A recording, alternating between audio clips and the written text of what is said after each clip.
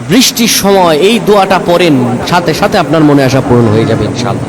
বৃষ্টির সময় যদি এই দোয়াটা আপনি পড়তে পারেন, আল্লাহ রাব্বুল আলামিন আপনার মনের আশাগুলো কবুল করে দিবেন। আপনার মনের যত চাওয়া আছে, আপনি হতাশায় আছেন, আপনি বিপদগ্রস্ত আছেন, কোনো কিছুতে আপনি সফলতা অর্জন করতে পারছেন না, আল্লাহর উপর তাওয়াক্কুল করে যদি আপনি আমলটি করতে পারেন, আল্লাহ তাআলা আপনার রিজিক খুলে দিবেন, বিপদ আপদগুলো কাটিয়ে দিবেন।